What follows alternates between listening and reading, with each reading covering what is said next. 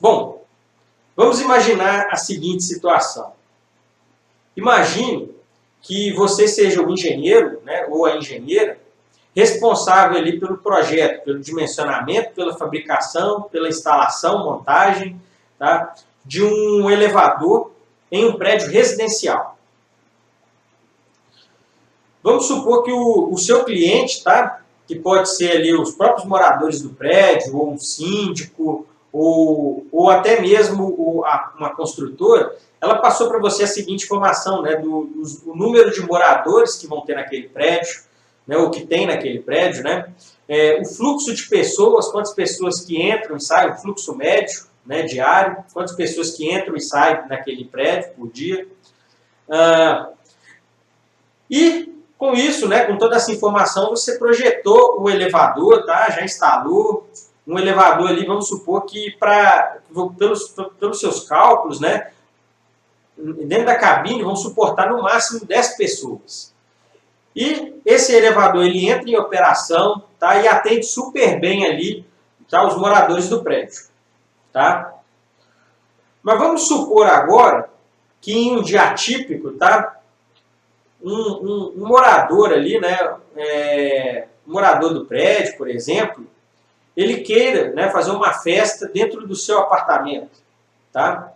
Ou vamos supor também que vai ocorrer um evento dentro do prédio. Tá? E nessa situação, o que vai acontecer? Vai aumentar o fluxo de pessoas, tá, que vão entrar e sair do prédio, vai aumentar o número de pessoas dentro do prédio e, possivelmente, tá, pode ocorrer do elevador que você dimensionou ali para 10 pessoas, ele venha trabalhar com 15 pessoas, né, ele venha operar com 18 pessoas, o quê? Que caracteriza uma situação de sobrecarga. E isso, tá, é uma situação de insegurança, né? Porque se o seu elevador ele foi projetado para exatamente 10 pessoas, o que pode acontecer numa situação de sobrecarga? Ele pode vir a ocorrer uma falha, né? Pode ocorrer uma ruptura do cabo de aço, o sistema de freios ele pode não funcionar, tá? E isso pode ocorrer ali um dano, tá? Que pode ser material, né? Pode danificar o sistema. E pior, né? Muito pior, pode ocorrer uma falha fatal ali, né? Os usuários do prédio ele podem vir a ocorrer um acidente ali e com isso, né, vir a falecer. Tá? Então, nessa situação, o que poderia ter sido feito nesse elevador para resolver esse problema? Tá? Esse elevador ele poderia ter sido projetado e construído com um pouquinho de superdimensionamento, tá? Um pouco superdimensionado. Como assim? Por exemplo, imagine, o elevador você projetou ele e instalou, você passou para o seu cliente que o máximo de pessoas ali, que o máximo de pessoas dentro da cabine que ele suporta seriam 10 pessoas, tá? Você pode manter essa informação para o seu cliente, mas na verdade o seu elevador que você vai projetar, que você teria que ter projetado, ele deveria, tá, ter considerado uma situação de sobrecarga. Então, você colocaria ali que, na verdade, o seu elevador ele aguenta até 20 pessoas, tá? Por exemplo. Mas para o seu cliente, você passou esse elevador, ele só trabalha no máximo para 10 pessoas.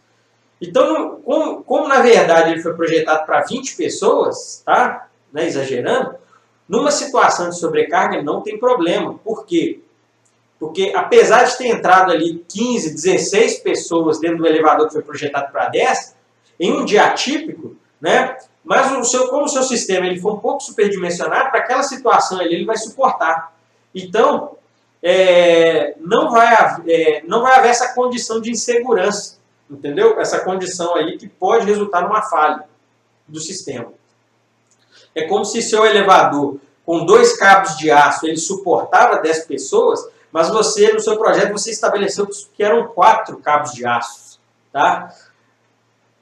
Você superdimensionou um pouco, garantindo, né, essas situações atípicas. E isso, né, resolveria o problema. Tá? Esse foi um exemplo. E é isso que nós vamos tratar aqui agora. Tensão admissível e coeficiente de segurança. Que é exatamente como é feito esse superdimensionamento. Tá? Isso tudo, pessoal, é estabelecido por normas técnicas. Tá? Para cada tipo de equipamento, para cada tipo de estrutura, nas normas, né, vão ser definidos aqui como que você vai fazer esse superdimensionamento, tá?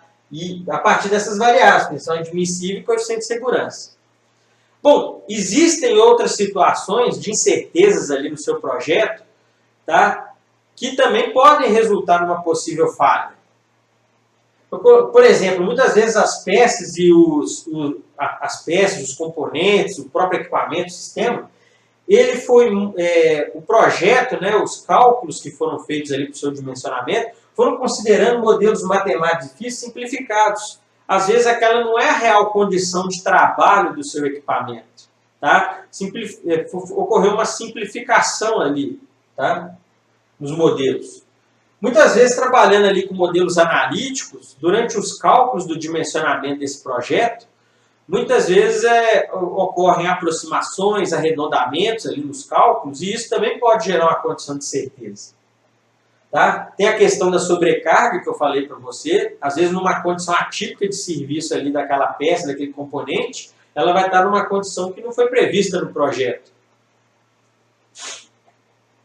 O outro fator é a qualidade do material que você encomendou, tá? Que está sendo utilizado ali para a fabricação dessa peça, desse componente, desse sistema. Muitas vezes ele não passou por um controle de qualidade, né, dos melhores ali na indústria onde ele foi produzido, né? Então está chegando um material para você ali que você não é confiável nas propriedades mecânicas, tá? Desse material. Então, prevendo, né, por exemplo, essas incertezas aqui, se torna necessário um superdimensionamento no seu sistema, certo? Bom,